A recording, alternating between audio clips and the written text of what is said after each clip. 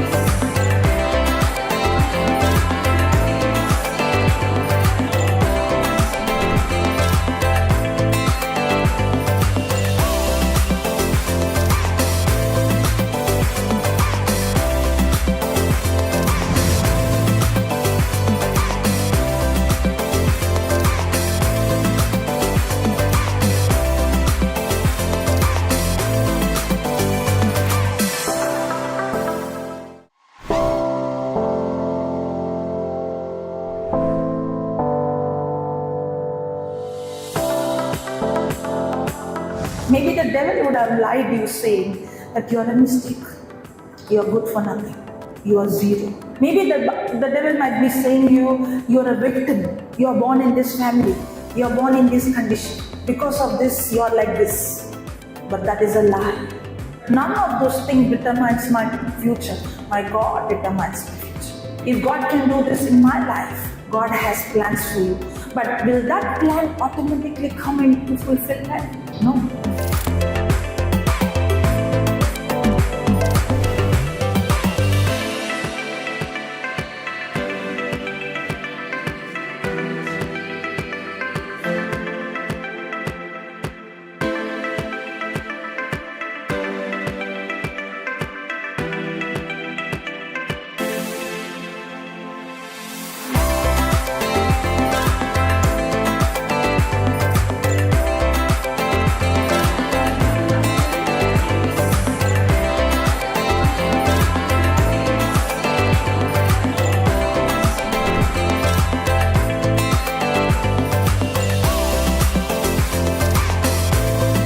Praise you, Jesus.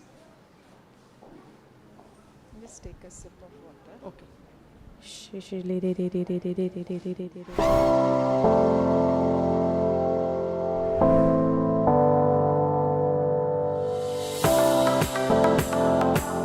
Maybe the devil would have lied to you saying that you are a mistake, you are good for nothing, you are zero.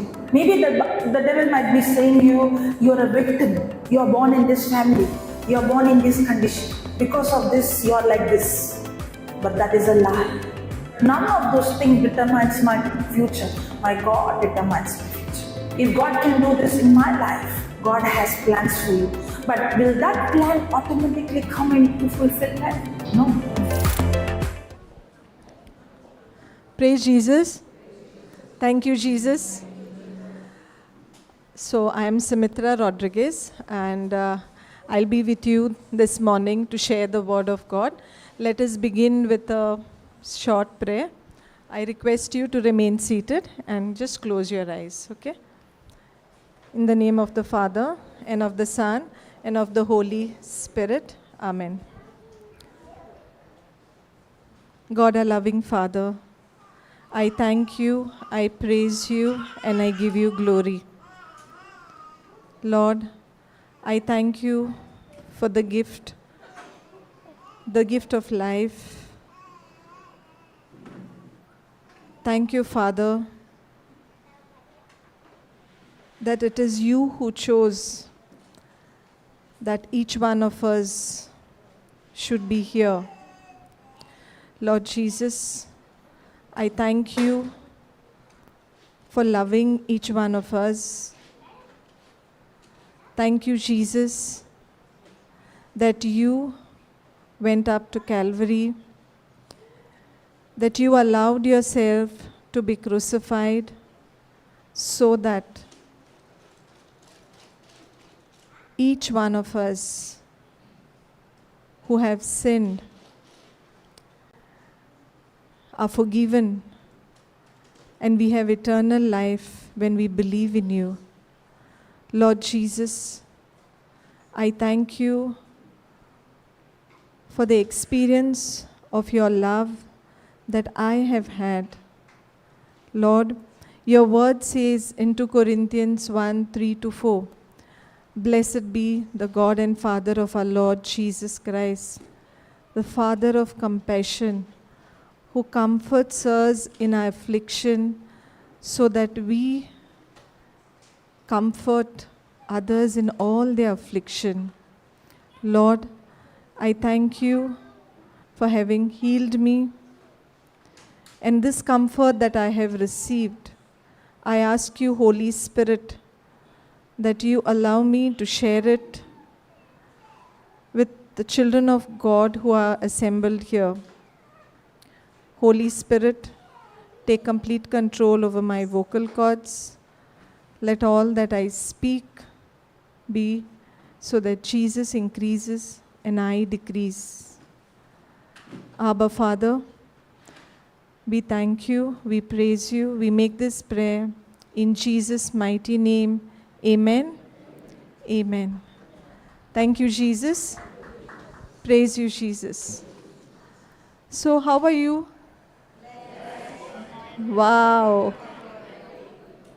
Lovely. Thank you, Jesus. Blessed, anointed, blessing to the nations. Awesome. So, you are here today. And if I should ask you, who created you? What will be the response? God created you.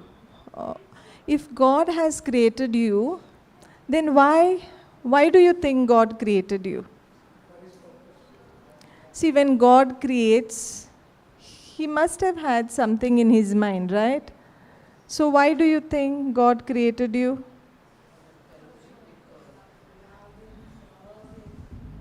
To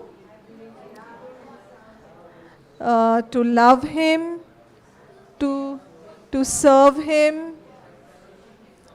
What else?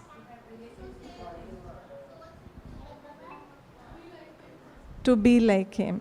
So if we look at the Catechism of the Catholic Church, okay, you all have heard that there is a document called as Catechism of the Catholic Church, right? So if you look at the prologue, the very first few lines of the Catechism of the Catholic Church, it says, God infinitely perfect, God infinitely perfect and blessed in Himself, in a plan of sheer goodness, freely created men to make Him share in His own blessed life. So that means the reason why God created men is that in His goodness, He being perfect, He wanted to share with men that blessed life. So if we have to share with another, what do we need to do?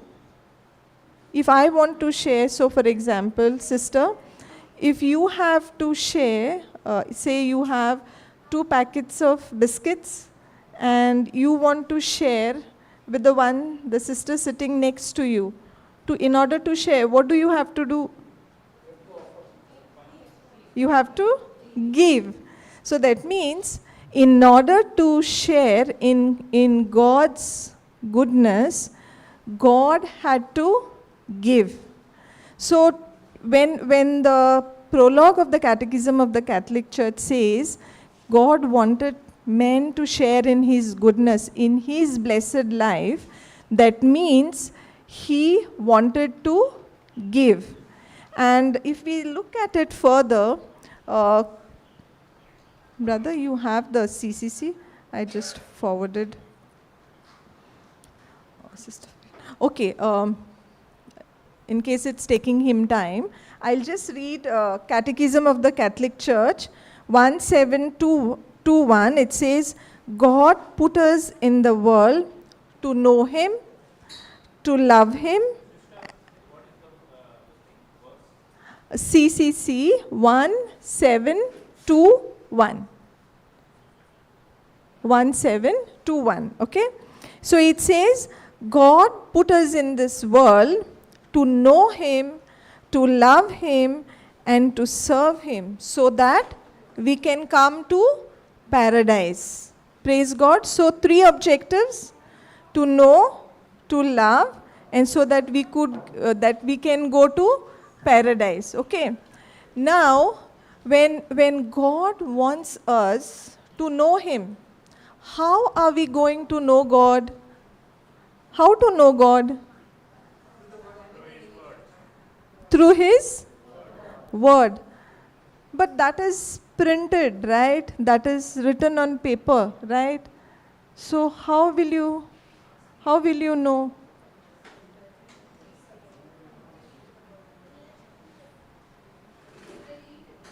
Where is it? Where is the word? So is this the word of God you are talking of? Yes? But now this word of God, if we say, who has written it? Are you sure? Who has written this? You are saying it is word of God, right? But God has written this?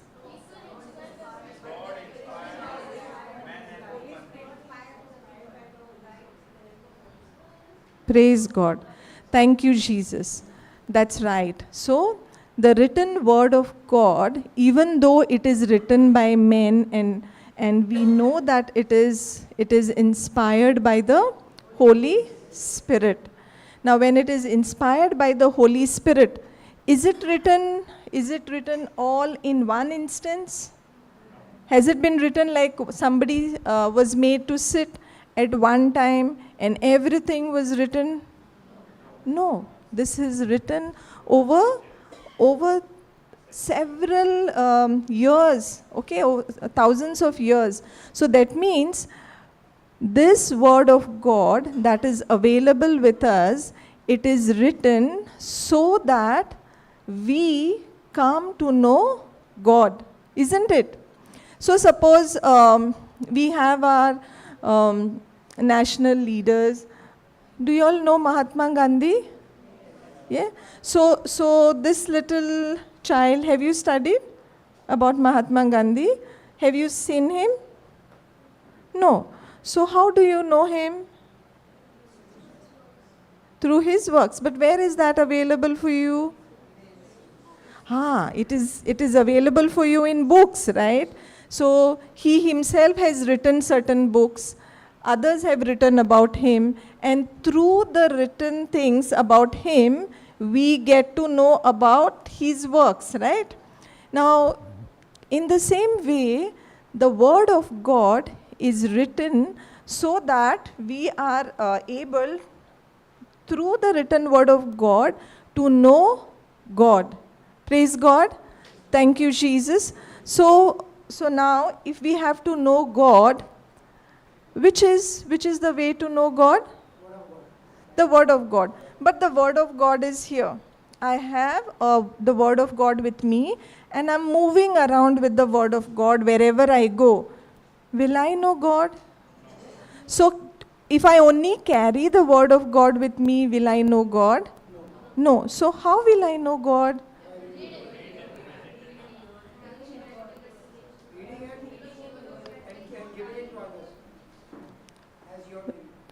Reading. By reading the word of God, we get to know about God. Now, brother, can we go to John 14:9? Praise God. Thank you, Jesus.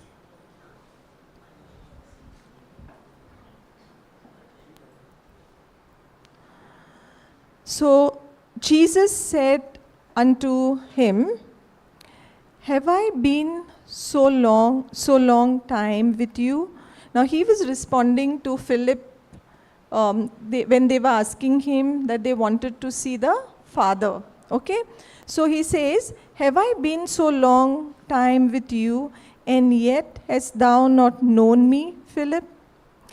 He that had seen me had seen the Father. And how saith you then, show us the Father? Now see, this is very easy, because Jesus is telling Philip, okay, when he asked to show the Father. Now, even though the Father was not seen by Philip, Philip had seen Jesus. Philip had seen Jesus. Huh. So it was easy, no? So if Philip has seen Jesus, Jesus said, if you have seen me, you have seen the Father. Now for you and me, we have not seen the Father also, and we have not seen Jesus also. Now how do we come to know? Praise God. Thank you, Jesus. See, for Philip it was very easy. They have seen Jesus, right? They have lived with Jesus. So now how do we come to believe? How do we come to see? Praise God. Thank you, Jesus. So the word of God tells us in John 1:1, John 1:1,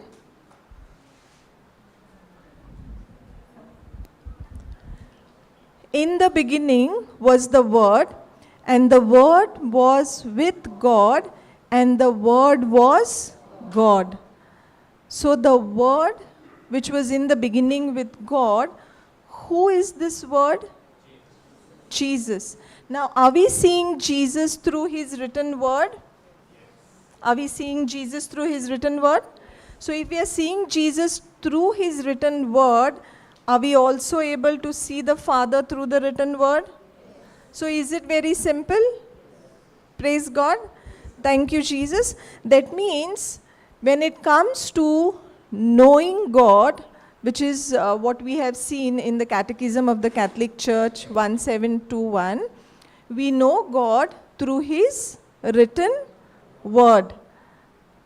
Understood? Now comes the second part. We have to know Him. We have to love Him. Now how to love Him? How do we know? Do you love Jesus? Do you love Jesus, child? Yes.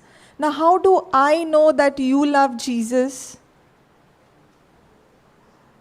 You said you love Jesus. How will I know that you love Jesus? When I am obeying His commands. Praise God. So this brother said, when I am obeying His commands. Can we look at John 14:23? Thank you, Jesus.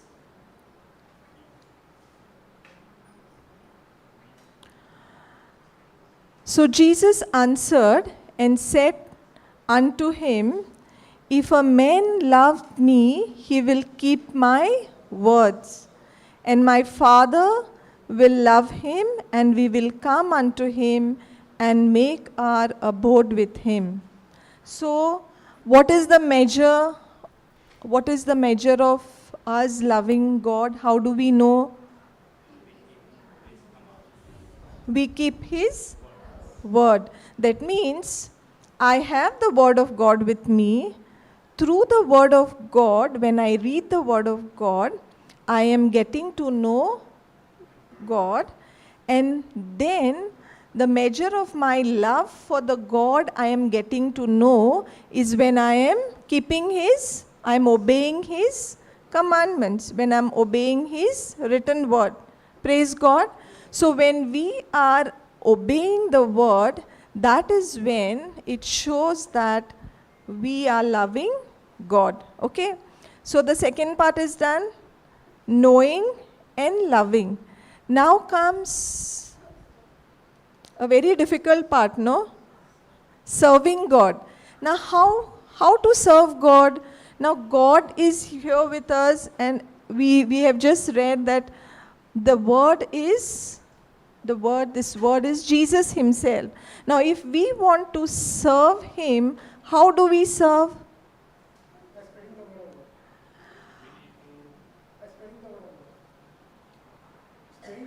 By spreading the word of God. That alone will be service.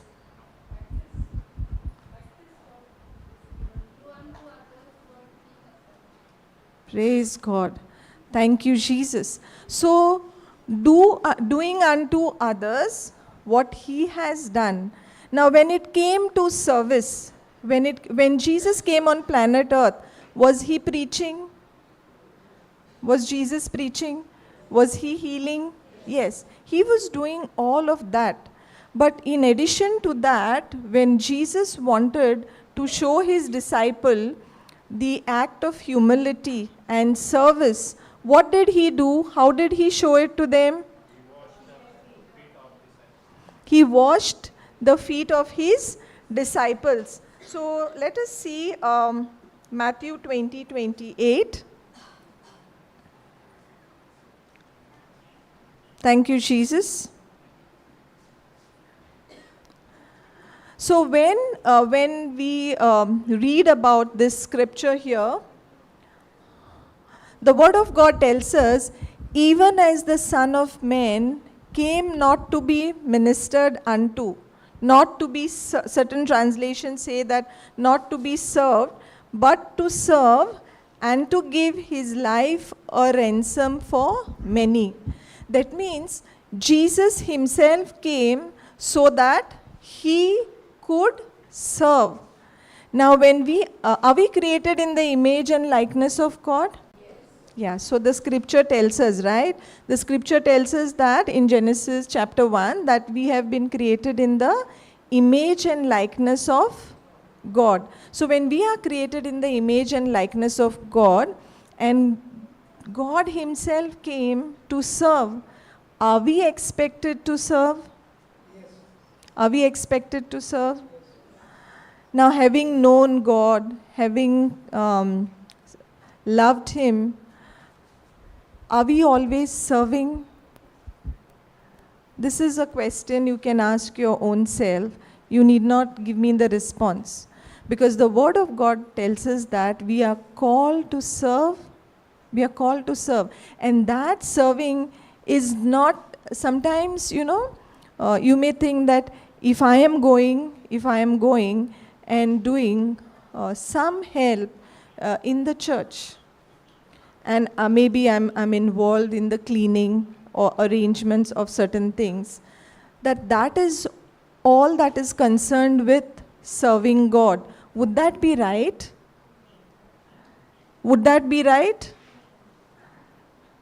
If I say I am serving God by going and cleaning in the church and by making certain arrangements over there, my service to God ends. Is that right? Would that be a right understanding? Yes, of course. I have to go to the house of God because that is the place I go to worship. And I have to ensure that certain things are maintained in an orderly manner. That is given. But the kind of service that God is telling us is not just what we do there in his house, but the kind of service that he expects us to do. How did he serve? He served by he showed us that we need to serve others by humbling ourselves. So was that a way by which Jesus showed his humility? Praise God. Thank you, Jesus. So, brother, can you just put up John 13:14? Thank you, Jesus. Thank you, Jesus.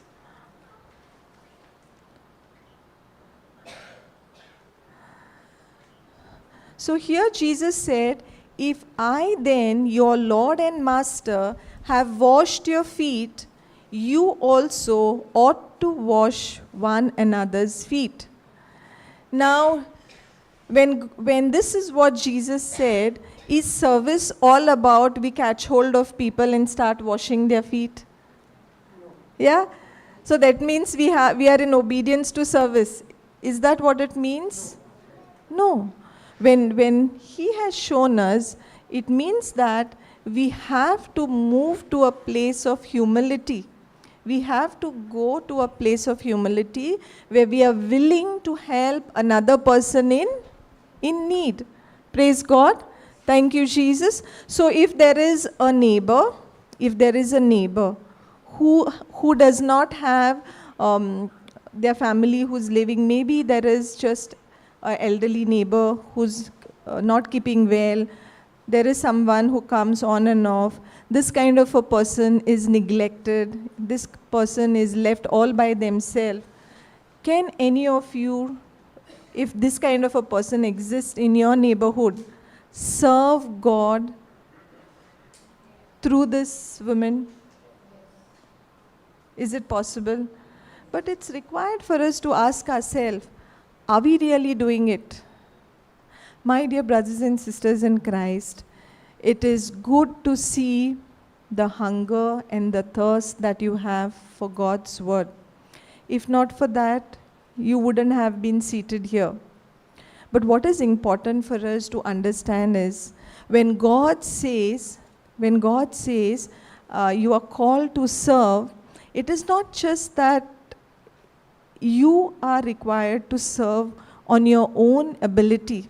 It is that God wants you to make yourself available so that God can serve that other person in need through you. Praise God. Thank you, Jesus. So that means even a person who, say for example, all of you who are here, I just want you to raise your hands. How many of you are here because somebody else has told you there is a retreat which is going to happen? Just raise your hand. You have come here because somebody has told you that there is a retreat. Okay. So, okay, quite a few. So that means that person who has told you there is a retreat here, do you believe that that person has served you? Do you believe that that person has served you? Praise God. So that means a simple act of passing on a message about a retreat that is happening or going to be held, you are allowing yourself to be used by God to take this message forward. It's just a simple message. Now, why I'm asking you this, we will come to it at a later point in time. But for now, let us understand that we are called to know God, to love God, and to serve. Okay? To serve God by making ourselves available so that through us, God can serve others. So that we get into, ultimate end result is what? What is the ultimate end result? Know God, love God, serve God. Ultimately, for what? What is the end result?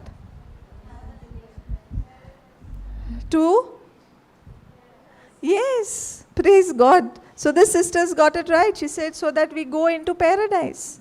And that is what the Catechism of the Catholic Church says. So ultimately, that is for us to have eternal life. So if we look at John 17:3, thank you, Jesus.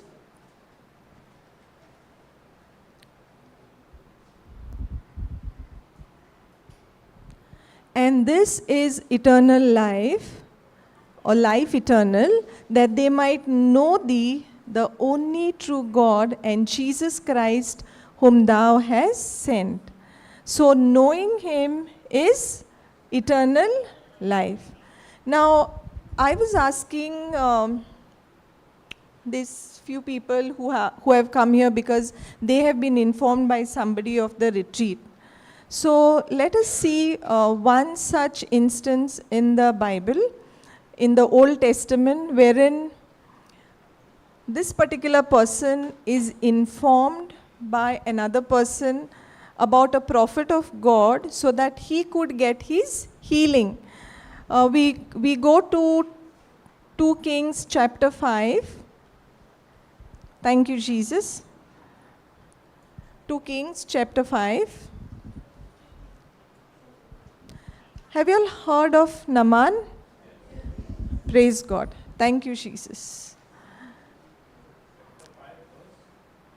So, the whole account begins with chapter 5, verses 1, but we are not going to currently go through all the verses. I'll just give you a brief about what happened. Now, Naaman was the commander of the army, the Syrian army. And even though, so will a commander be a very powerful person? Will he be a very influential person? Yeah. So he was the commander of the Syrian army, and that army was a very powerful army because they had almost taken over several nations. Okay, so their rule was very powerful at that point in time. So now this particular person was the commander of the Syrian army. However, he had a sickness of leprosy. Now, for someone who's in power, say for example, we look at our country and say there is the defense minister. The defense minister is with sickness like leprosy or a skin disease. Will that be very good for the person? Will it be very awkward? Will it be very awkward? So someone who's in position, who's required to meet people, who's required to deal with others, when a sickness like leprosy was there, definitely it would have been something which was very awkward for him. Now at this point in time, we understand that there was a slave girl who was picked from Israel that informed Naaman's wife that there's a man of God in Samaria, and he is the one who's going to be able to heal her husband. Now, is a message like this very welcome? If someone who's sick gets a message, there is somebody, and if you go to him, that person is going to be able to heal you. Is that a welcome message? Yes, it is a welcome message. But you have to see here, when we look at the context, Syria is very powerful army. Now they have to go to this king in Samaria. So if somebody goes from one nation to another on the pretext of healing, could there be suspicion? Why this country's army commander is coming on the pretext of healing? Could there be doubt? Could it be considered as a plot to attack or get ground in the country, the other country? Yes. So what he does is, first and foremost, he listens to this message that is given by a slave girl. Now, in those times, women were not really regarded well when it came to decision making, giving suggestions, recommendation. And you can imagine, now this is not even an adult, this is a girl. So if a girl is coming and telling that there is someone who will come in, who will be able to heal, imagine what it would take for the person, that to a commander of the army, to believe. So what he does is, even though she is a slave girl, yet he decides to go. Right? Praise God. So just as few of you have come here because somebody told you there is a healing retreat, and you listen to that and you believe that word, and that is what has brought you here, in the same way, this particular commander goes to Samaria to see the man of God, the prophet Elisha. And when he goes, his king gives him a letter. He gives him gold and silver and clothes, so that as a gift, he's sending it to this particular Samaria's king, so that they will receive him and heal him. Praise God. Thank you, Jesus. So here we see the commander listening to a slave girl, which in itself is an act of humility. Because he is at a very high rank. Why would he even listen? Why would he even pay attention? But yet he listens. And when he goes to the king of Samaria, now here we see that particular king, he gets offended. What does he say? He says, who am I? Am I God? Am I God that the other king has to send you to heal you?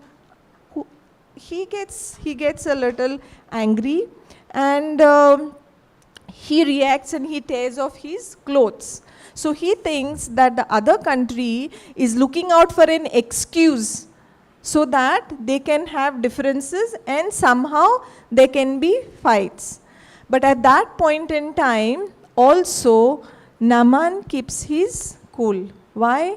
Because he has come there with a purpose. He has come there to get his healing, isn't it?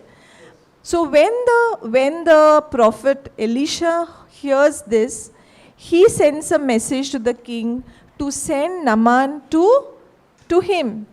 And when he goes there, Naaman reaches the prophet's house.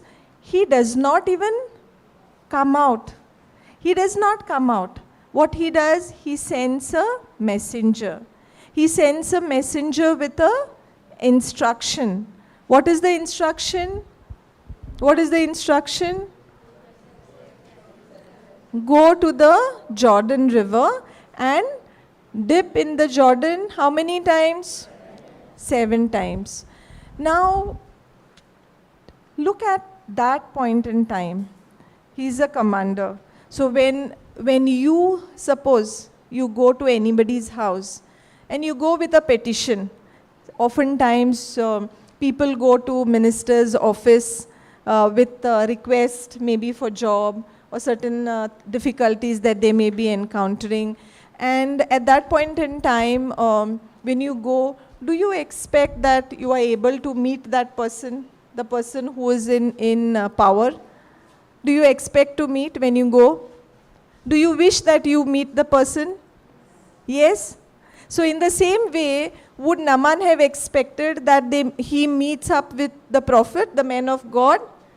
Yes, he also expected. And when he did not meet him, now does he get angry? Does he get angry? So brother, can we go to 2 Kings 5, around 13?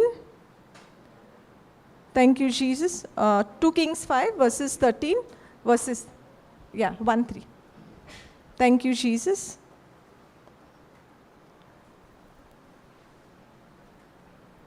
So, because he himself doesn't come personally, he gets offended. And at the same time, why he gets offended is, okay, maybe we can go 1 verse higher. Praise God. 11. Thank you, Jesus. See this. But Naaman was wroth and went away and said, behold, I thought he will surely come out to me and stand and call on the name of the Lord his God and strike his hand over the place and recover the leper. So what was his expectation? That he would come physically, call unto the name of the Lord, put his hand so that the leprosy would be healed. So now is he disappointed because nothing of that is done? A simple instruction is given, go and bathe yourself in the Jordan, and when you do it 7 times, you will be healed. So is that something which annoys him, makes him angry, right? My dear brothers and sisters in Christ, oftentimes this kind of a situation also happens in many of our lives. Maybe someone tells us, you go with an expectation that somebody will pray over you, or maybe you make a phone call and expects that someone will make a prayer. And at that point in time, the other person on the call may say, okay, go to this particular scripture verse, take this scripture, start meditating on it, say it over and over again, say it repeatedly. Now, when such kind of instructions are given, are these instructions sometimes seeming like, the person is very indifferent? I went to pray. I wanted the healing to happen. I wanted that person to say some words, and this side automatically everything should have been cleared. Do we have situations where we get offended because of that? Praise God. Do we have situations like that we get offended that the person, rather than praying, may have just given one scripture, and we think like, what is this? Why is the scripture given? I want healing, but they are telling me to say, by the wounds of Jesus I am healed. Praise God. Thank you, Jesus. So this is something what Naaman also felt. He was not given a scripture, but he was given an instruction. And the instruction was to go and bathe in the Jordan. So the instruction comes to you oftentimes, saying that, okay, now you may be, men of God may tell you, take a glass of water, and then as you drink, you believe that you are drinking the blood of Jesus. So when these kind of instructions are given, we can be offended in thinking like, what are they talking? But are these simple instructions? Are these simple instructions? But just because they are simple instruction, does it mean that if you believe and do as you are told, they will not come to pass? Will they come to pass? Praise God. Thank you, Jesus. Likewise, a simple instruction was given to Naaman to go and bathe in the Jordan. Now he took offense and said, there are so many good rivers in my country wherein he could have gone and had a bath there. Why did I have to come here? Why did I have to come here to go and take a dip in the Jordan? So at that point in time, his servants tell him, if the prophet had to give you some difficult task, would you not have done it? Then why don't you do what is instructed? My dear brothers and sisters, oftentimes we think that if we do something which is very difficult, then God will be pleased and then we will receive the healing. And this is actually a lie. This is actually a lie. The truth is that God has loved us, and we have seen in the prologue of the Catechism of the Catholic Church that God has loved us, and that is why He who is perfect and blessed, wanting us to share in His blessed life, has created us. So when He has loved us with an everlasting love, now He wants us as His children, by knowing Jesus and God, to come to eternal life. Praise God. Thank you, Jesus. So when we have Jesus, when we are in Jesus, believing in the finished works of Jesus, we by faith become recipients of abundant life. Now, does abundant life include our healing? Does it include a healthy body? The right frame of mind? Does abundant life include joy, peace? So when we know that that is what is given to us, then what is it that is stopping us? What is it that is blocking us from receiving it? Praise God. Thank you, Jesus. So all of it is given, isn't it? All of it is given. Here I'd like to share about my own testimony. Just as some of you are here who have been informed by others that the retreat is being held, a healing retreat is being held. Way back in 2019, I received a diagnosis report of breast cancer. So when the report of breast cancer was seen by me, I was not someone who was rooted in the Word of God, who understood about healing.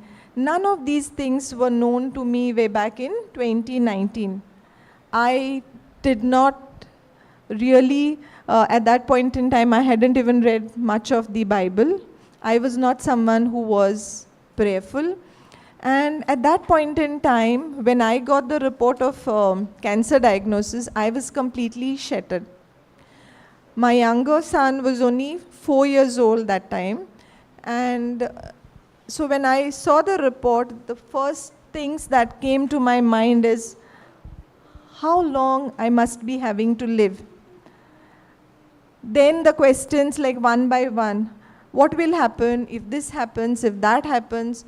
My children are so small. So, all these, it was like a cascade of thoughts, because then all that I had was only a diagnosis report.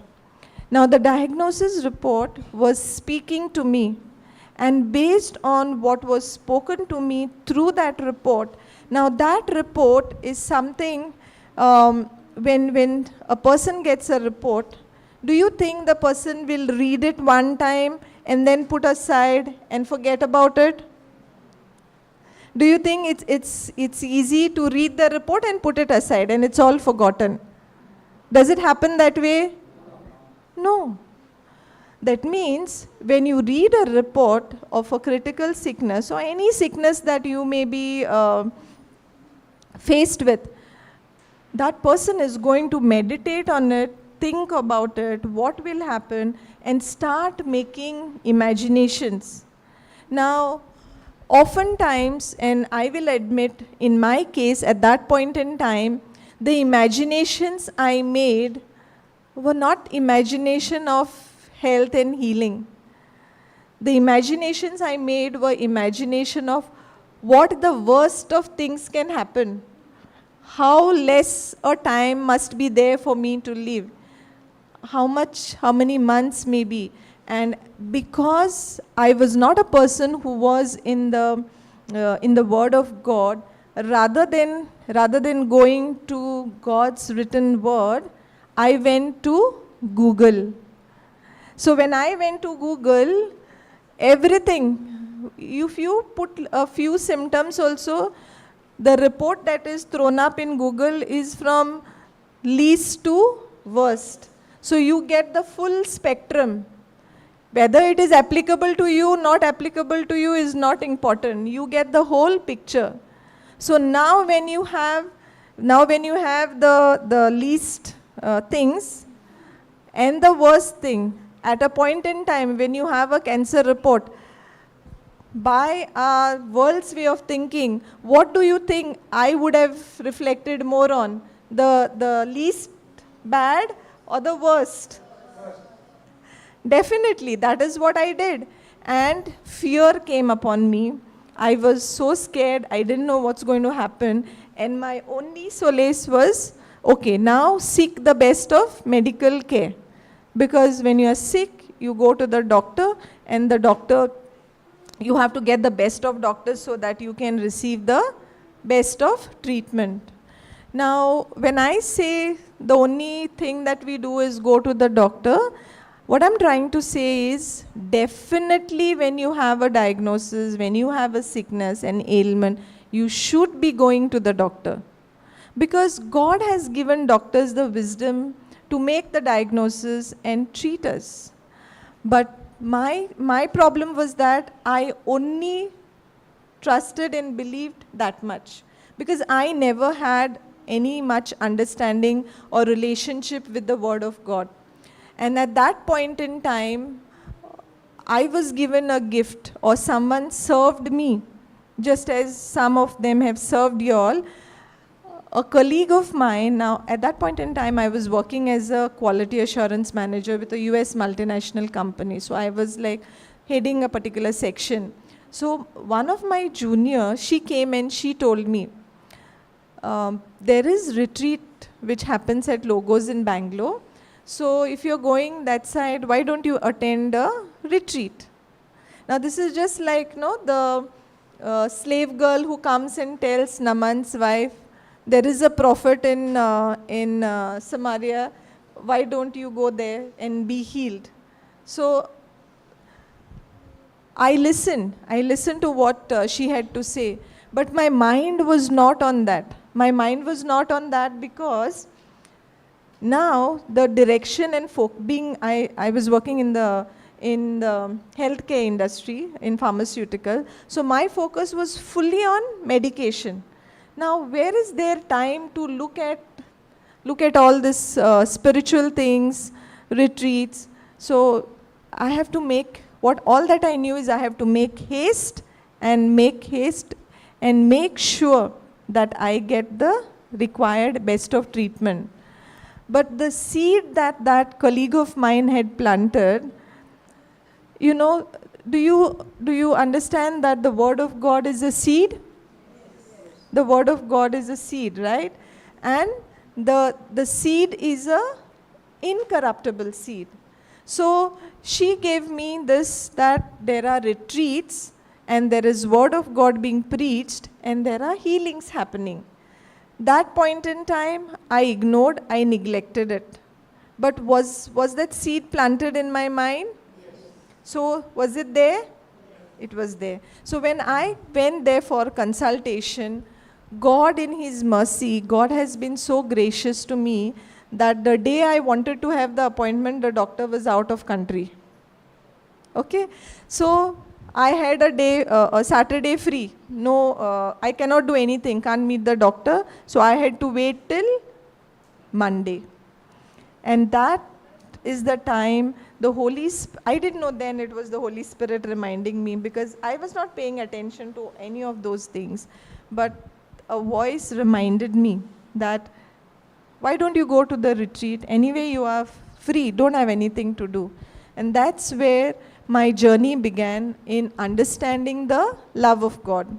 So when I got an understanding of the Word of God, the point in time when the priest was preaching, there was Eucharistic adoration, I attended Mass, the priest laid hands on me and he said, you are healed.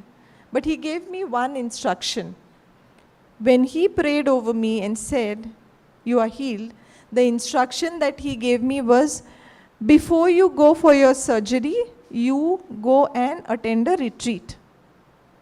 Now what I attended was like a one day service, but he was expecting that I attend a longer retreat, like 4-5 days retreat.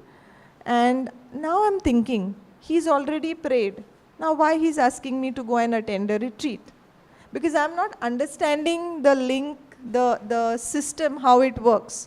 Because that point in time, he told I'm healed means now I should be healed. So when I go to the doctor means doctor has to give me a report that everything is okay.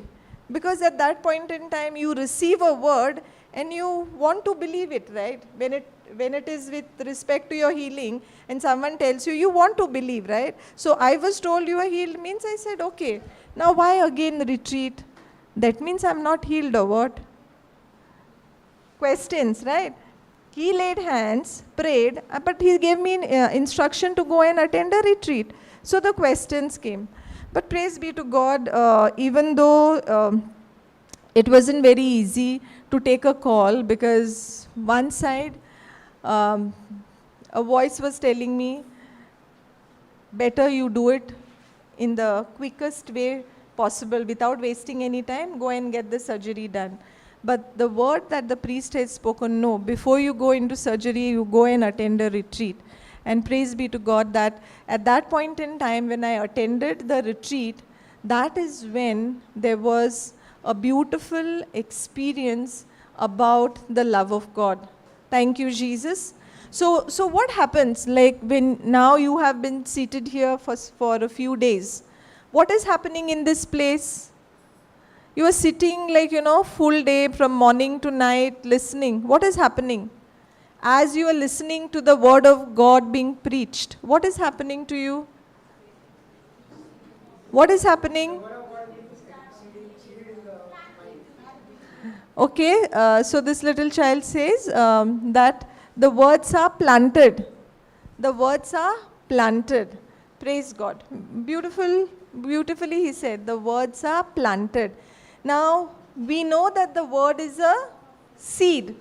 Now, when the word is a seed and it is planted, now the longer you are remaining in the house of prayer, where the word is preached day and night, what is happening is faith is coming, because Romans 10:17 tells us that faith comes by hearing and hearing by the word of God. So as you are listening over and over to the word of God, faith is coming. But what happens to a person who comes, listens to a word of God, say maybe for half an hour, and then goes?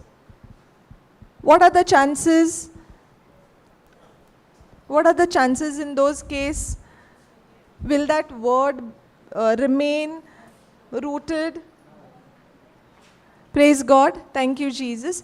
So in such a case, when you are just listening to the word of God, there is every possibility. When we understand the system of sower and seed, we know that the seeds which are planted, they can be taken away, isn't it? The birds can come and take them away. That means the seeds are planted, but you are not reflecting, you are not meditating on the word of God. The seeds can be stolen, they can be taken away. For the seed, as this child said, the seeds are planted, the seed has to take root, isn't it? The seed has to take root, for which the seed has to remain. So if it is stolen away because you have not paid enough attention to it, now will the seed which is stolen give a harvest in your life? Will it give harvest in your life? No, it has to remain. Oftentimes what happens is, when the seed is planted, and maybe the instruction that is given says, by the wounds of Jesus you have been healed. And the person takes the rosary beads as is instructed and is saying, say 20 times, 30 times, 50 times. One full rosary is over. Nothing is happening. Nothing is happening. So what you have done, you are declaring that nothing is happening. That means you have tried to uproot the seed and say that nothing is happening. Does the seed need to remain? Need to remain? See, now monsoon season is coming, no? So oftentimes people put seeds of pumpkin, certain vegetables, ladyfinger.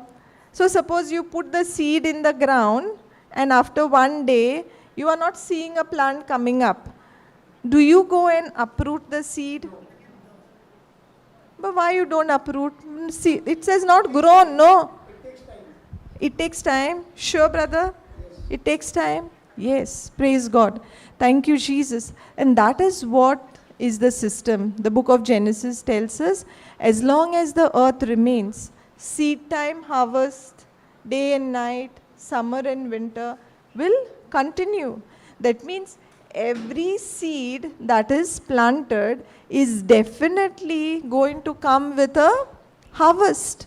Because the seed of the word of God, it is incorruptible. When it is incorruptible, the harvest will come. But then what is required of us?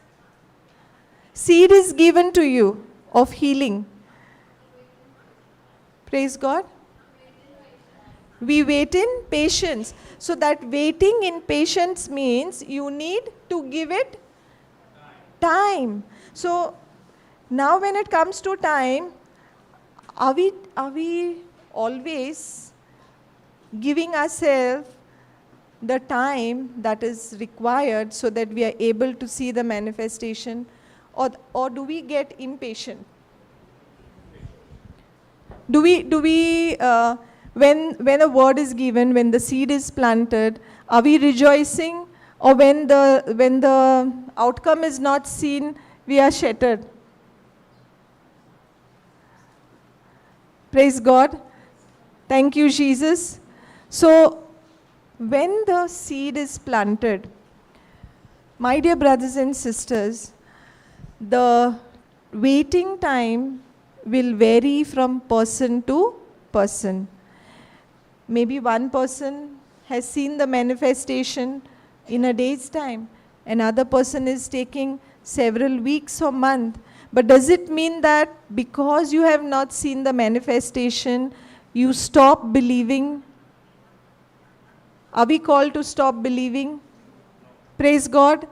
Thank you, Jesus. So when the word of God says that by the wounds of Jesus you have been healed, and the seed of the word of God is an imperishable, incorruptible seed, is that seed going to give the manifestation of healing in your life?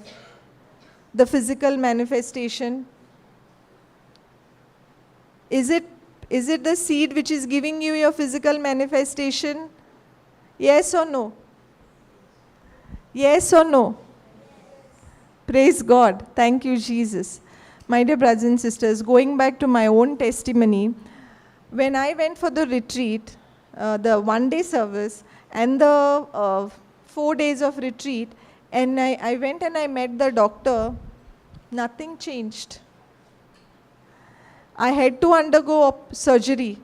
I had to undergo chemotherapy. I had to undergo radiation. And it did not take 1 day or 2 days or 1 month or 2 months. It took me 1 full year for me to experience the healing that I was seeking from God. It took me 1 full year. So now, when any of you have to wait to see the manifestation of healing in your body, are you going to wait on the Lord, praying and thanking God for healing you, or are you going to be feeling discouraged? What is the word of God telling us? The seed of the word of God is incorruptible, and definitely that healing is made available for each and every person. There is no doubt. Is God partial? No. God is not partial. God is a God who is a loving God.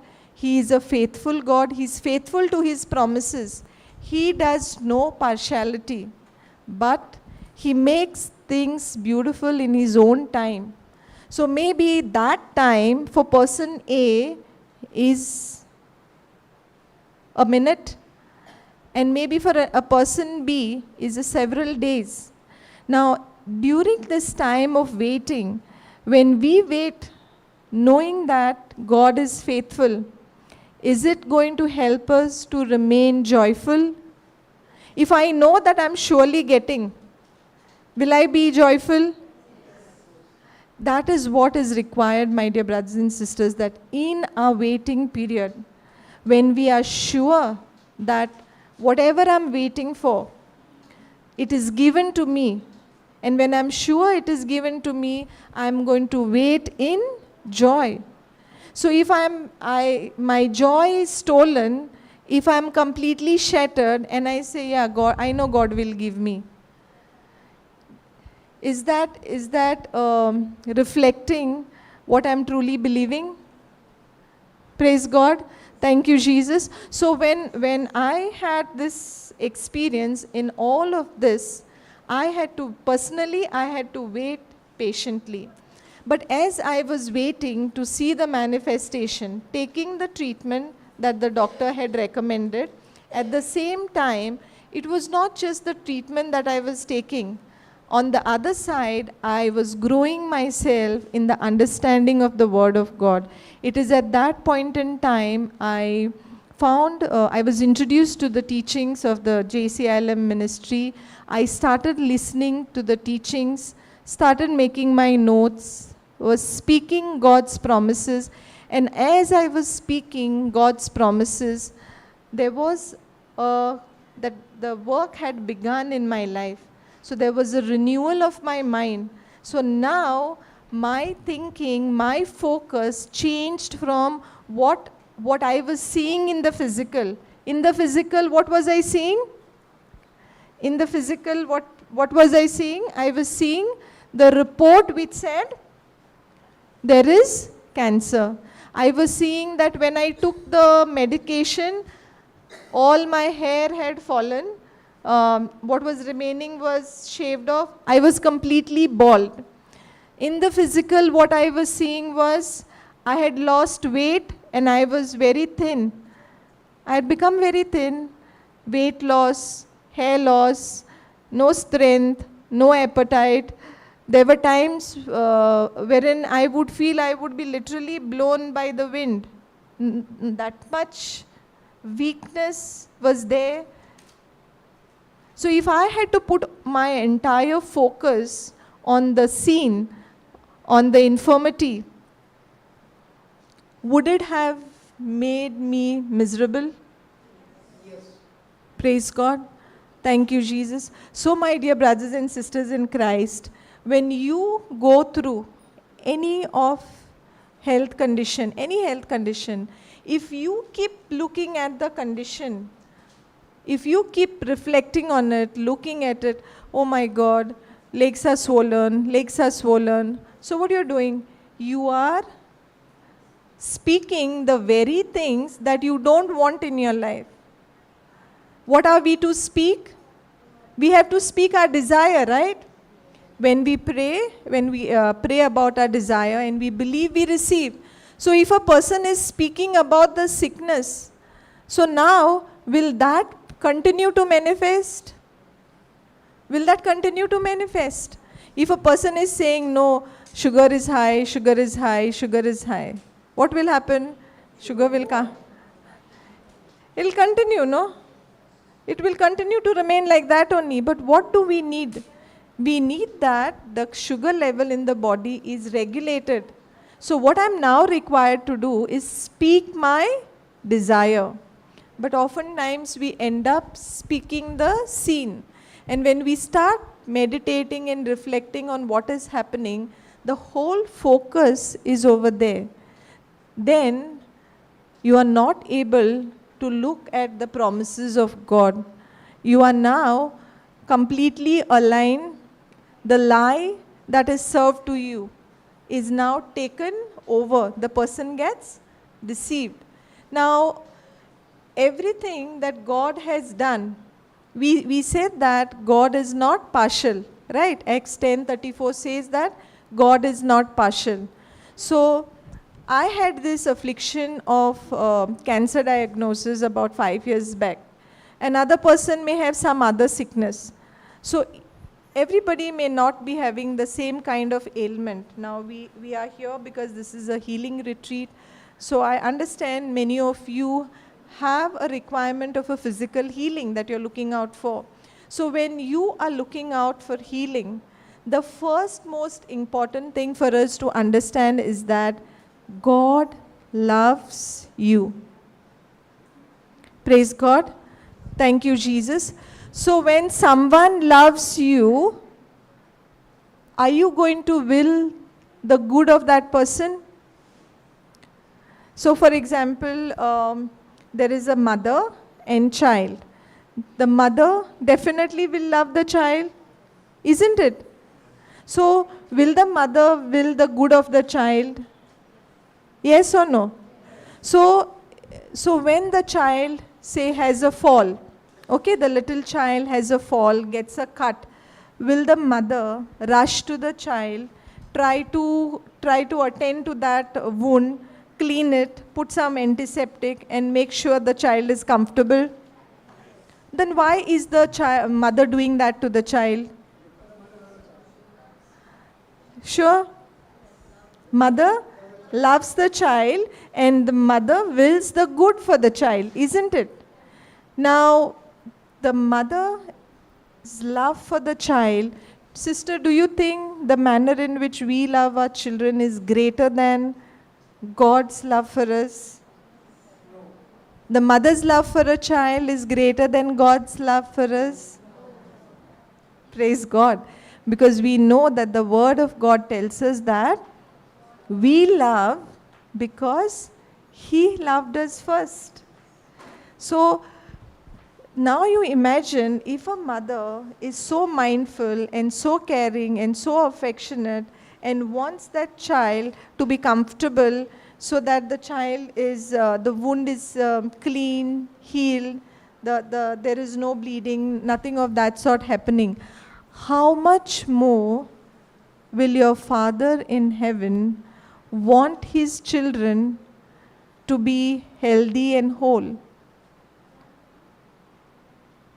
Do you agree that he will want His children to be healthy? Do you think He takes pleasure in you suffering with sicknesses? So when you grow to understand and when you believe that your Father in heaven, His desire is that His children have abundant life, that believing is what is going to allow you to receive what He has promised. It is the confidence in the love of God that allows us to experience what He has done for us. Praise God. Thank you, Jesus. So, do we agree that healing is a gift? Do we agree that healing is a gift? It's a gift given to us.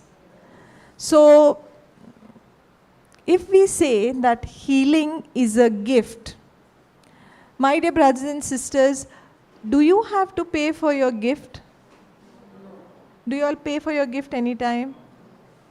So suppose this sister here, you get a gift on your birthday, okay? So then will you have to go check what is the price of that gift and pay for the amount of the gift? No, you don't have to. So just like that you receive it. You receive it. So say one of your uncle comes and gives you a gift. You will receive it and you will be quiet. You will thank, right? And then you will receive the gift and you will keep it aside.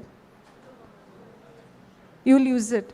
So that means there is thanksgiving and also there is usage, right? So when God has loved us and He has given us the greatest gift that God has given us, what is the greatest gift? Which is the greatest gift God has given us? Okay. So God has given us His only beloved Son, Lord Jesus Christ. Now, how many of you seated here will be willing to sacrifice your child for the sake of another person's child? How many of you will trade off your child for the well-being of another person? Anyone? Anyone here? You'll sacrifice your child's, forget life. Maybe now these days 12th standard results are out, right? So parent A and parent B, parent A's child got very good marks and parent B's child did not get very good marks. So they are in the queue for admission and A's child gets admission. And the next on the line was B's child. But the cutoff was after A it got cut off. So if A tells, that parent tells the child, you withdraw so that the B gets admission. Let that person study. How many of you do you think will do that? Anyone? No. So for us, for a small thing like getting admission into a college, when it comes to our beloved, when it comes to our loved ones, we will not compromise, right? We will not do that great a sacrifice, isn't it? And what did God do?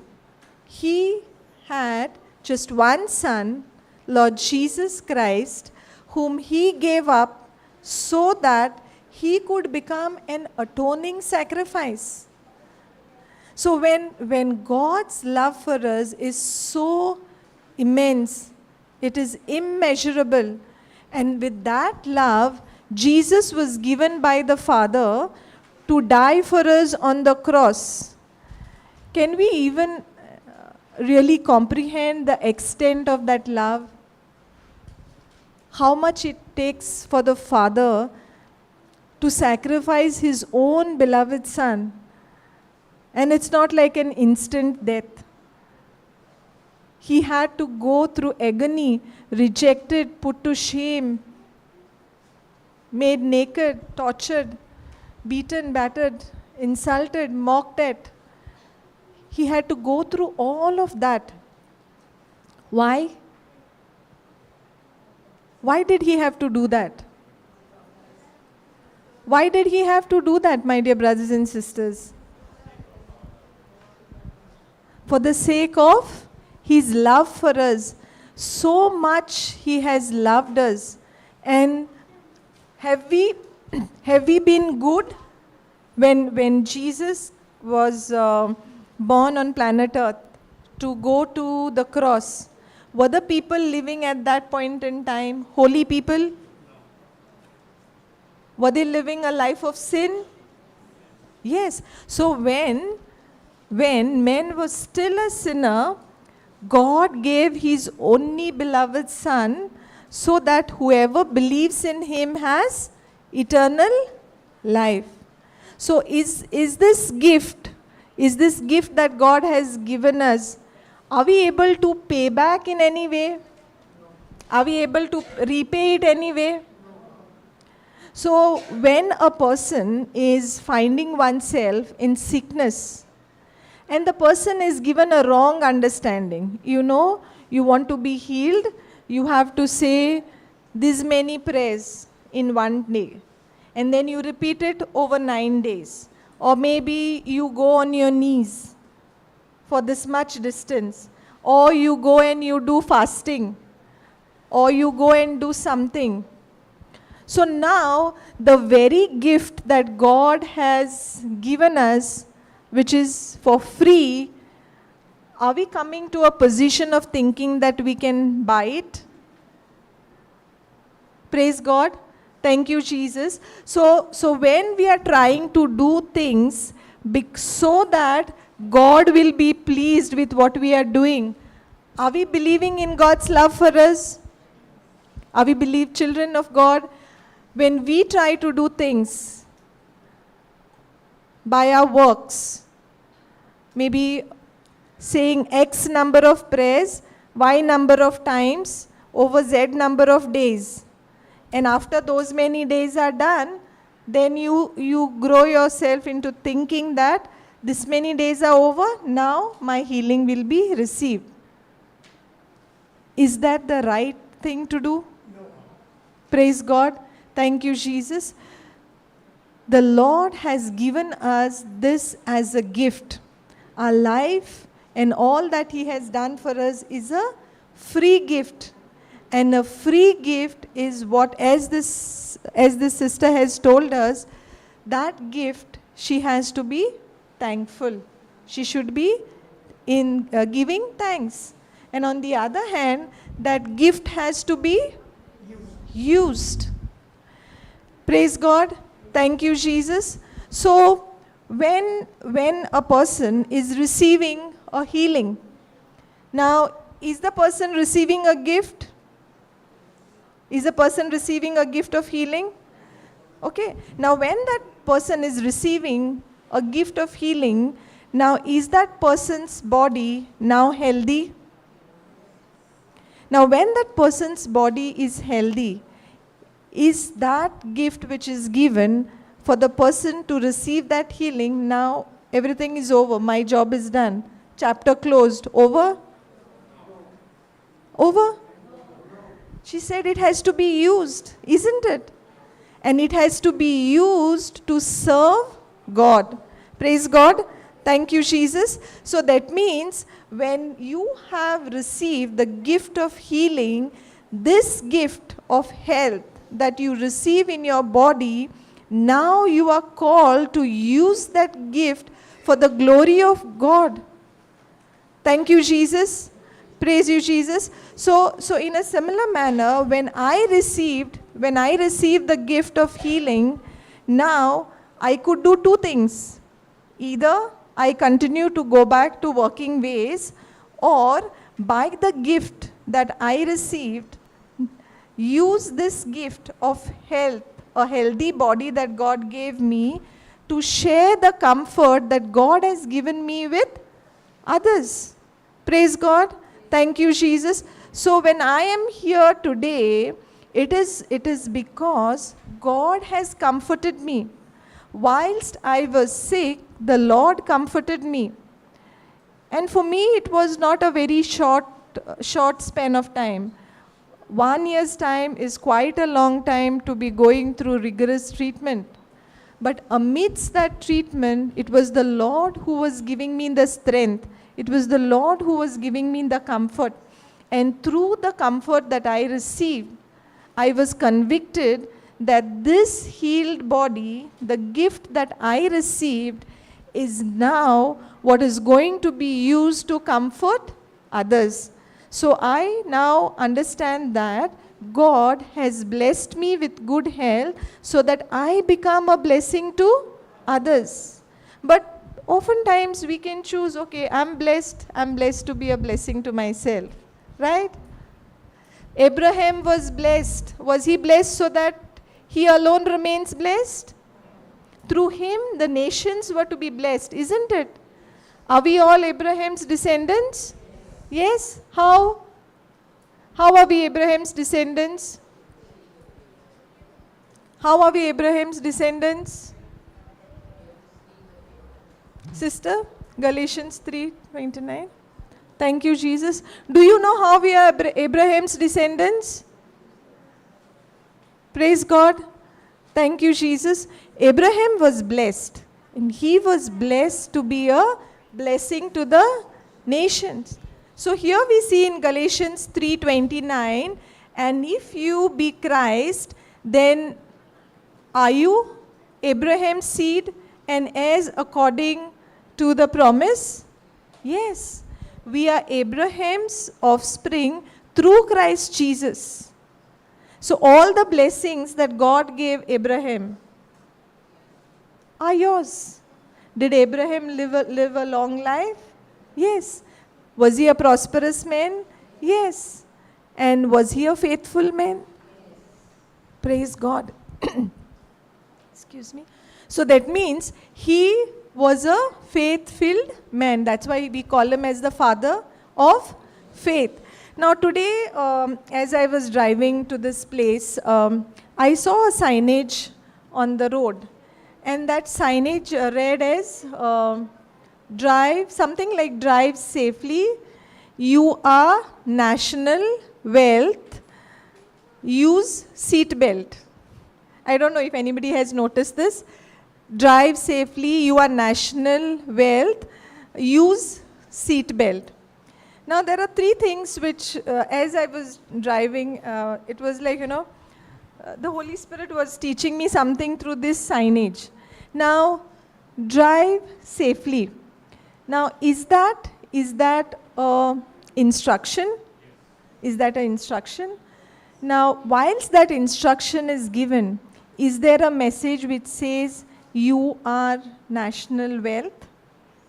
And then further, the instruction goes further to say use seat belt. So that is how you keep yourself safe. Praise God. Thank you, Jesus. Now, do you agree that you are children of God? So when you are children of God, are you precious? Yes. So when we are children of God, are we of the world? We are of the heavenly kingdom, isn't it? So we belong to the heavenly kingdom. And when we are belonging to the heavenly kingdom, the word of God is the instruction that is given to us. So the instruction which says, put seat belt, drive safely. Now this word of God is giving us instructions which says, you have to follow the commandments. Isn't it? So if you do not follow the commandments, you do not follow what the word of God tells you, then will you continue to be of the kingdom of heaven?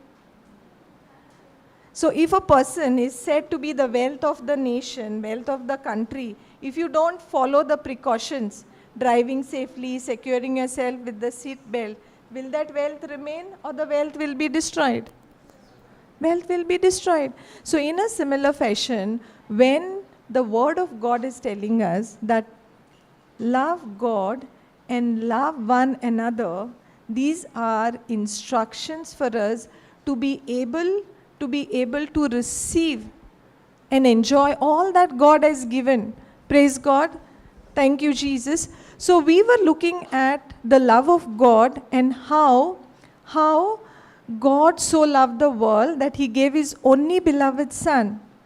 Now, giving the only beloved Son so that everyone who believes in him has eternal life. So now through his Son, are we given all the other blessings? Yes. So if you look at the scriptures, we will not go through them individually, but we see in the word of God, it says, my God supplies all my needs.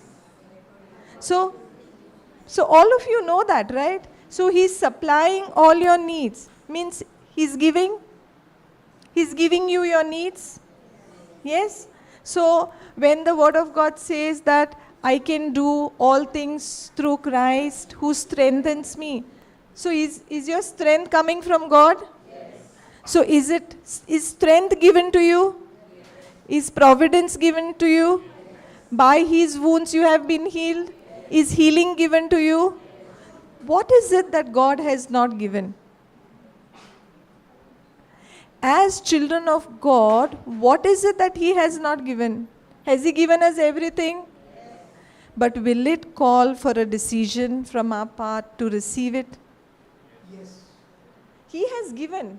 But just because he has given, will you receive? Will you receive? Will you get it? Just because he is given? See, my dear brothers and sisters in Christ, when we look at the first sin, okay, the sin of disobedience, wherein Adam and Eve, when they disobeyed God in the garden, what happened? One man's action, that sin led all of us to be in sin, right? His action led all of us to be in sin. So now we are born, every child born in this world is default a sinner. So now, is it not unfair? A child just born, newborn child, born and the child is born as a sinner. What has the child done? What has the child done? The child does not know anything. Is it the child's fault that Adam sinned? No. So that means through one man's disobedience, through his sin, all of us became sinners. Why? Because we have come as descendant of that one man, the first man, isn't it? So that means when that sin has led to death, separation of man from God, now God in his divine mercy has the plan of salvation wherein he has sent his beloved Son, that through his sacrifice, through his obedience on the cross, now whoever believes in him has eternal life. So my dear brothers and sisters in Christ, even though one man's action made us sinners, God in His mercy and out of His love for us, He did not want us to pay the price for that one sin. So the plan of salvation was that through the death of Jesus on the cross, when He finished it all, we are the recipients of salvation. But there is one thing that we now need to do. So we become sinners. Any child born here becomes a sinner with no action from their part. But when we have to receive eternal life, there is one action that is required from us. And what is that action? What is that action? What is that action? What is that action? Can you say with confidence? Believing. So, oftentimes this example is shared, and I'm sure it may have been shared a few days back also.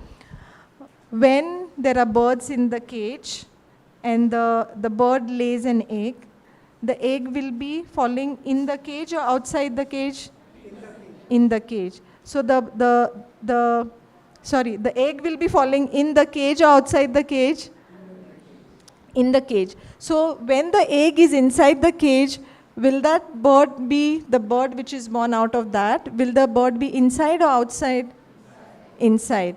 So the bird is also trapped, isn't it? But suppose there is someone who's very kind and decides that there are many birds in the cage. Let me open the door. There's a small sliding door. Let me open it. Now, the intention of the person who opens this is that everyone gets freedom. Okay? But if the birds, just because the door is open, everybody is getting freedom? Is all the birds getting freedom just because the door is open? So what happens? What do they have to do? They have to move out, no? So that means even though freedom is made available, we can continue to remain in bondage. We can continue to remain where we are when we do not make the decision to believe. Praise God. Thank you, Jesus. So everything is given to you as children of God. God is so gracious. Every perfect gift comes to us from the Father of lights. Everything is given. But it requires that we believe in Him. We believe in Jesus Christ. And by faith in Jesus Christ, we are able to receive. We are able to receive what He has given. Sister, we can go back to 2 Kings 5:17. Thank you, Jesus.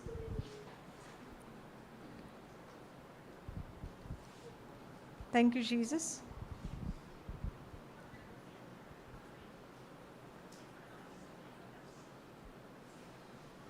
Praise God. So here we see after Naaman takes the dip the 7th time, 1 time, 2 times, 3 times, nothing happens. Maybe, sister, can you just scroll up to the scripture which says, at the 7th time. Thank you, Jesus. Maybe 15. Thank you, Jesus.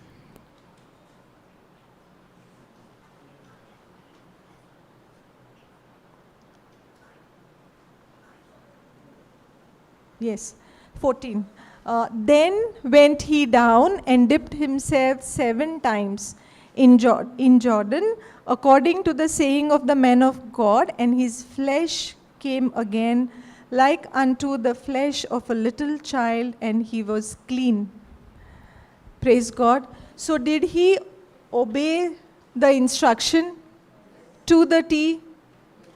So could he have thought, I am told to go and take a dip in the Jordan. 1 time, taken a dip, no change. 2 times, 3 times, 4 times, Could it bring about doubt?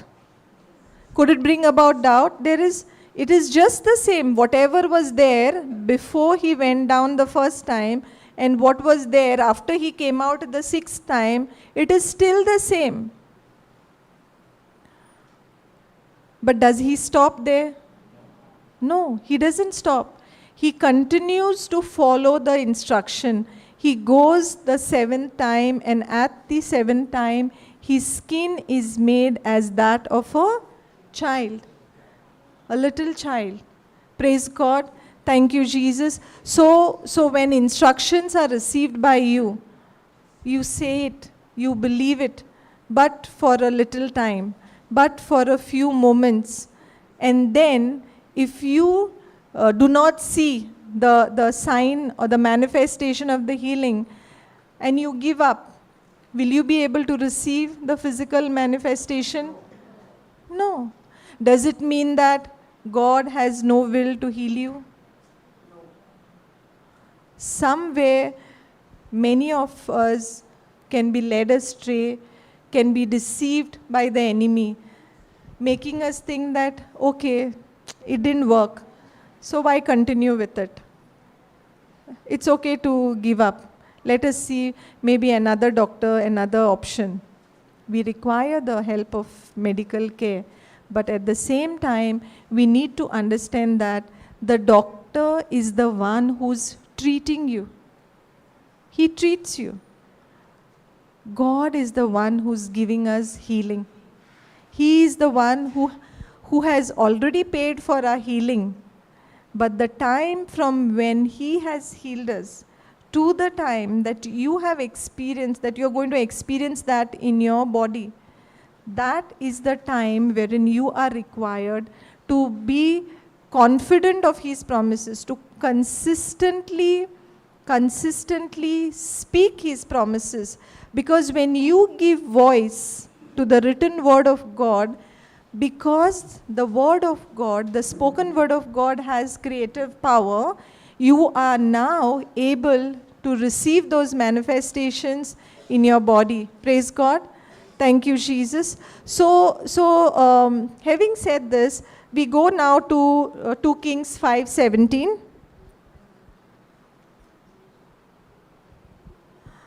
And Naaman said, shall there not then, I pray thee, be given to thy servants 2 mules burden of earth, for thy servant will henceforth offer neither burnt offering nor sacrifice unto other gods, but unto the Lord.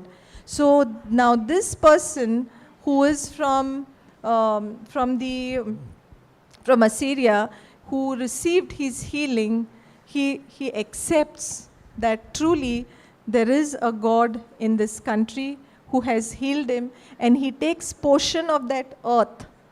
He takes soil from that country so that he can use this to offer his praise, to offer his thanksgiving.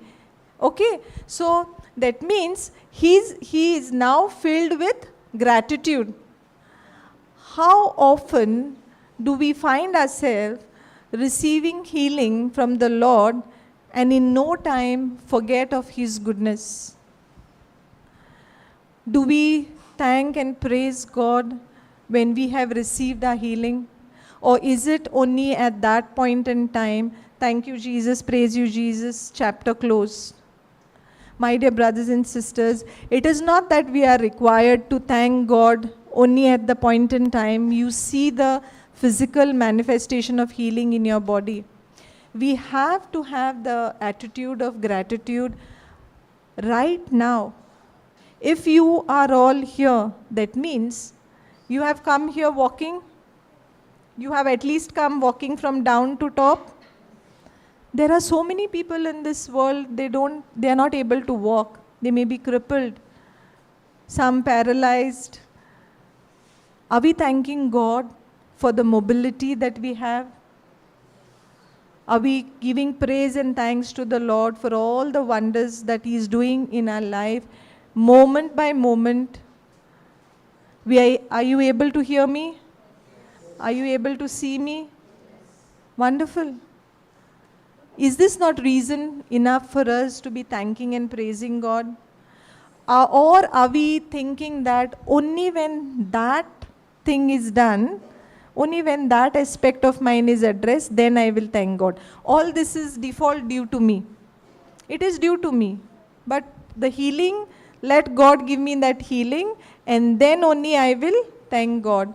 Do we have to wait to praise and thank God only after we receive certain manifestation or certain answers to our prayer? Praise God. Thank you, Jesus. So in the case of Naaman the leper, even though he was in the rank of a commander, yet did he have to humble himself? Did he have to humble himself? Yes, he had to humble himself first to listen to the slave girl, then to come to the different countries' king, then to go to this man of God, the prophet Elisha. And in all of these things, what is happening? Even though definitely being a person in that rank, there would have been anger, there would have been rage, there would have been things that, emotions that were running high. Why should I do this? Why should I do that? I am a man of power. Yet he does not allow his position, he doesn't allow pride to come over. He humbles himself. And when he humbles himself, we see that he is set free, isn't it? So even though it wasn't easy for him, because of his humility to obey the instruction, is he receiving his freedom from leprosy? Praise God. Thank you, Jesus. Now it is required for us to think, what are the kind of leprosy that is invading our lives? That Naaman faced was leprosy. What is it that is invading our life? Is it just a sickness? Or is it something to do with our habits, with our addictions, with envy, with bitterness? What is it? What is the kind of leprosy that has invaded my life? If we can dwell on this teaching on how Naaman was healed, how he humbled himself, and how he was set free from the leprosy.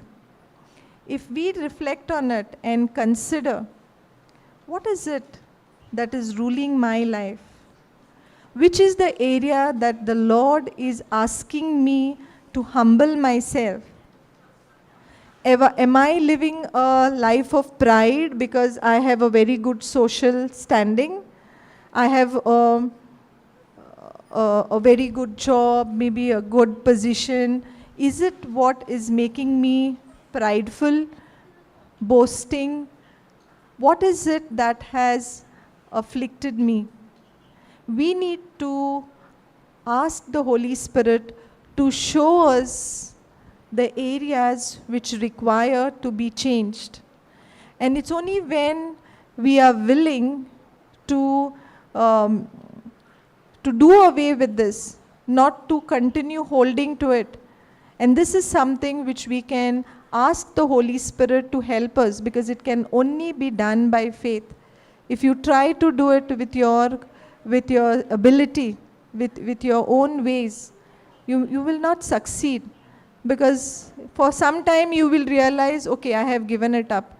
But that urge will come again. Gossip, envy, these things we can overcome only when we ask the Holy Spirit help, so that we can now, by faith, when we speak God's promises, we can ask help from the Holy Spirit to change our thinking, so that we can get rid of this leprosy that is afflicting us. Praise God. Thank you, Jesus. Sister, can we go to Luke 7? 27, Luke 6:27, sorry.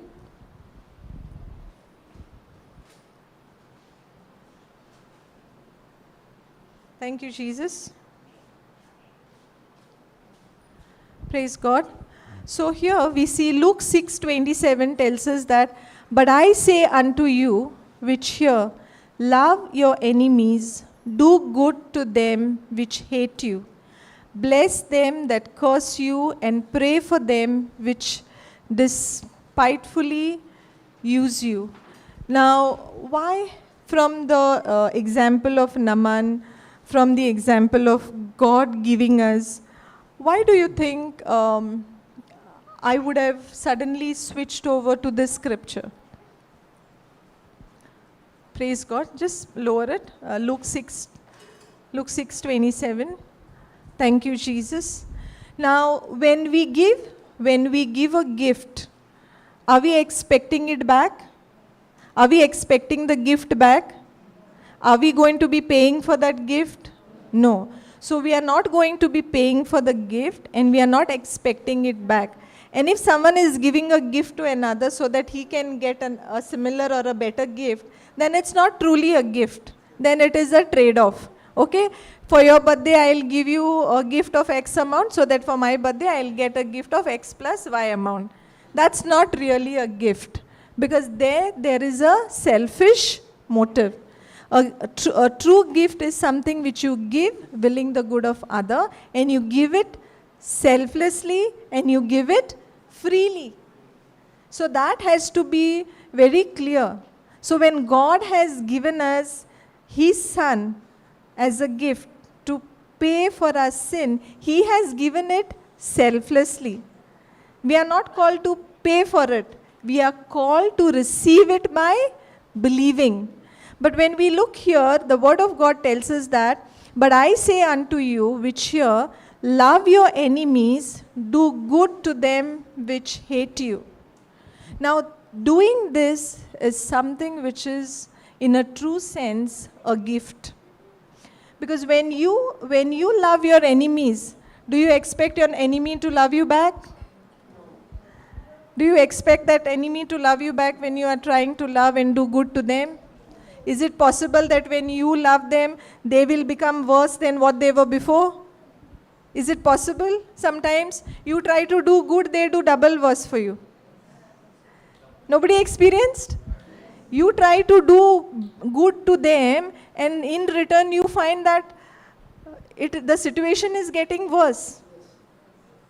So when the word of God says, but I say unto you which hear, love your enemies, do good to them which hate you, in this scripture is hidden the truth, the understanding is that when you are loving your enemy, you are giving them a gift. Because you are willing their good, and you are not expecting anything in return. So just as when God gave His Son, He gave it freely, He gave it without expectation, because whilst we remember, right, the scripture which says, whilst we were still sinners, Christ died, isn't it? He did not die after we became good, after we became obedient. He died before, whilst we were still sinners. So when Jesus is telling us, love your enemies, do good to them which hate you, here He is expecting us to give that as a gift. You give to your enemy a gift of loving, of friendship, and especially when they hate you. Now, look at Luke 6:28. Bless them that curse you, and pray for them which despitefully use you. How many of us are inclined to pray for our enemies? Okay, forgiveness also, no, is still manageable. I forgive. But now, the next level, pray for them. Isn't this a dilemma? Now, if I pray for them, they will be better off than what they currently are. I can't bear to see them the way they are now, and I'm trying to pray for them, they'll get better. Difficult, no? But does God anytime tell us to do anything for which He has not given us grace? Do you believe that God gives grace to us? So when God is asking you to pray for your enemy, Will you choose to believe that He has given you the grace to do so? Praise God. Thank you, Jesus. The very fact that God Himself says, pray for them which despisefully use you, it means that when you are praying for them, one most beautiful thing that happens is that when you pray for someone, you will notice that over a period of time, you can no longer hate the person whom you are praying for. And I can tell you this because I have experienced this personally. When I said that I had a diagnosis of cancer, I had a lot of differences with people. One of the significant one was at my place of work. I couldn't get along with my manager.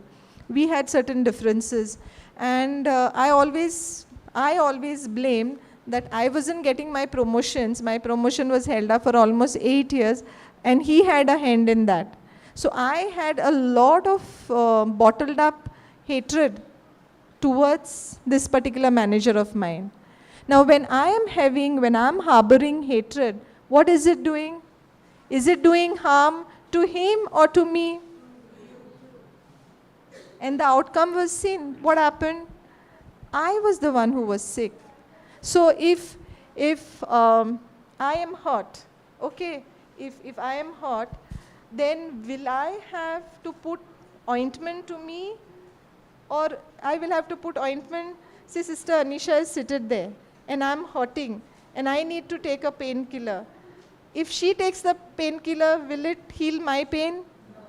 No. So the one who's hurting has to take the action, isn't it? Now, I was the one who was hurting, and I needed to take the attention. So when through the preaching of the Word of God at the retreat center, when I understood the truth of the Word of God, that I'm called to bless my enemies, to pray for them, and not only did I go and confess about my sin, not only did I confess, I confessed so that I could be forgiven. I forgave. At the same time, I began praying for my enemies. And that, I can tell you, has been the most beautiful thing that happened. As I started praying for my enemies, the manner in which I felt about them changed. So then, no longer was there irritation, no longer was there hatred. Then came a phase wherein I wished well, because I've been praying for the person. And over a period of time, the very person I couldn't get along, we started talking and sharing, and we became good friends, I can say. Praise God. Thank you, Jesus. So that means when God speaks of a gift, here also we have to understand that when we forgive those who do us wrong, when we pray and bless our enemies, it is then that we are giving a gift of love to them, not expecting anything from them. Now when God is seeing us doing this, is God pleased? Is God pleased when He sees His children forgiving their enemies? Right or wrong? He's pleased, right? So now we are children of the Father. Praise God. Thank you, Jesus. So when we are the children of the Father, now are we to the Father just as Jesus is? Yes or no? So when Jesus lived on planet Earth, did He have any sickness? Does the Bible tell us that Jesus was sick someday, had a headache, or was not well? No. Then you as children of God, even if you have been afflicted with any sickness at this point in time, can you continue to be sick? No. Praise God. See, my dear brothers and sisters, it reminds me of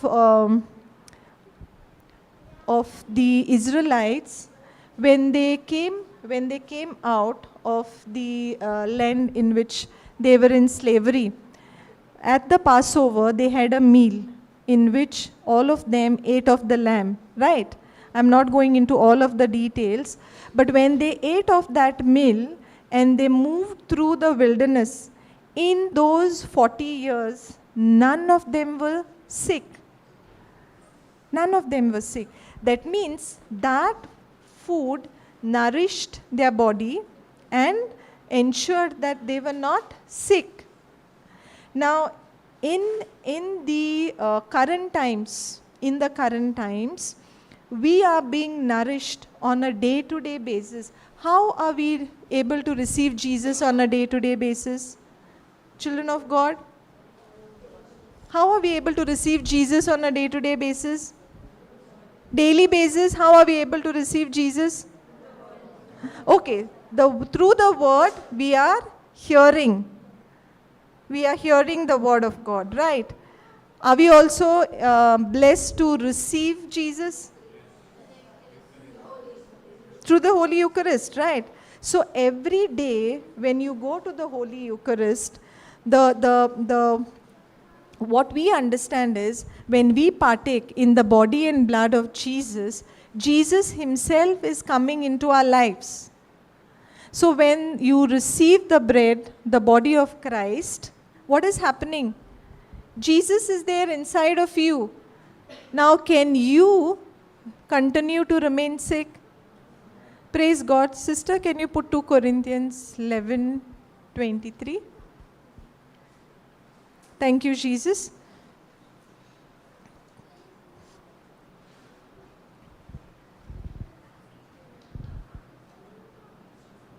The one on the eating the body and blood of Christ, is it 1 Corinthians?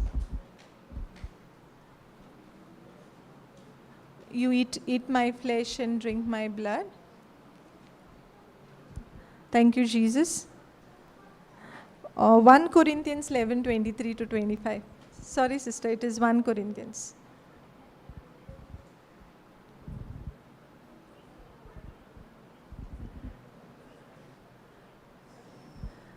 So we see, okay, we only go to 23. 24. Okay, so when he had given thanks, he broke it and said, "Take, eat, this is my body, which is broken for you. This do in remembrance of me." And 25 speaks about,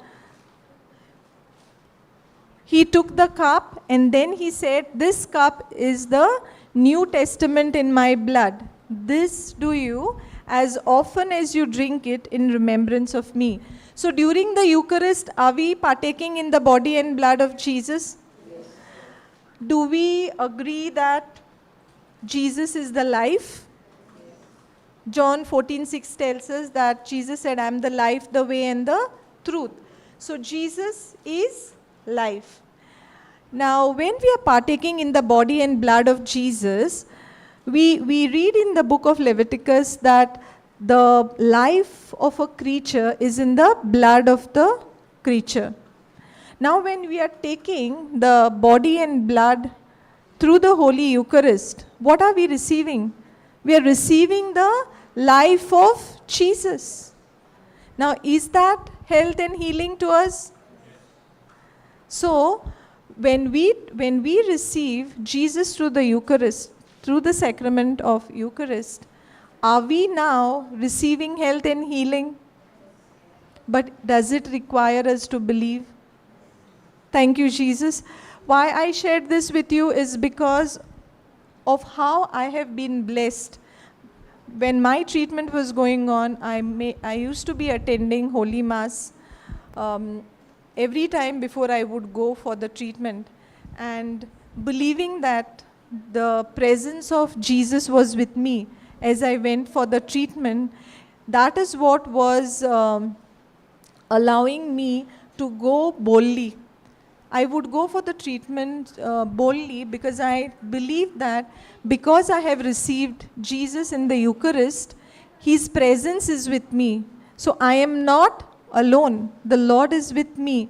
that when I would go for the treatment, even though I would wait in the queue for my turn to come, at that point in time, I had begun sharing the word of God with other patients. So that was possible only because I believed that what I have received, I have to also share with others. Praise God. Thank you, Jesus. So that means when God sent his only beloved son, he gave his son for us, right? Now before Jesus could go back to the Father, he commissioned this covenant. This commissioning was done before he died on the cross. He gave his body and blood for us so that we could partake in this every time and remember him. Praise God. Thank you, Jesus. So is this sacrament of Eucharist enough for us to get health and healing in our body? Is Jesus giving himself to us, his flesh, his blood on a daily basis? So are we required to partake in it? Thank you, Jesus. So this is all that God is giving. So when he has given us his word, he has given us his body and blood, he has given us everything, he has given us his promises. Is there anything that can block us from receiving what God has given? And the greatest of them is unbelief. The only sin is that of unbelief. When we do not believe what he has done for us, when we do not believe that Christ died, he was raised, and he seated at the right hand of the Father, it is only then that we are not able to receive what he has already accomplished. Now, if any of you is sick, do you think that God has to do something? Anyone who is experiencing any pain, who's looking out for a healing? Anyone?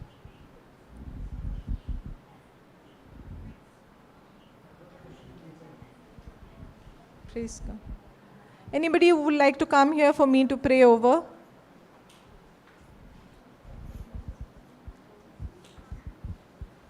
Praise God. Thank you, Jesus. Okay, let me ask you in the meantime, does God need to do anything so that you receive your healing? Does God need to do anything for you to receive your healing? Praise God. When God doesn't need to do anything, now should we be joyful? Yes. Should we be happy? Yes. So, should I be seeing 32s?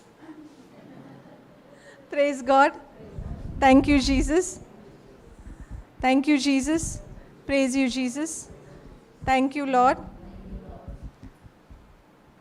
Okay.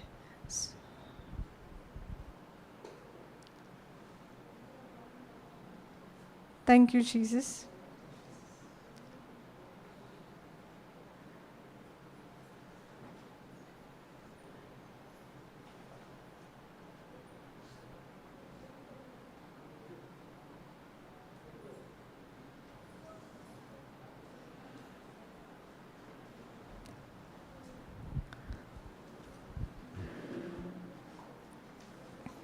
Thank you, Jesus. Come.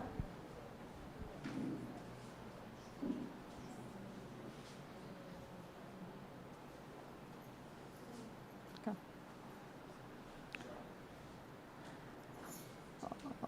She understands English? Hindi में बोलो.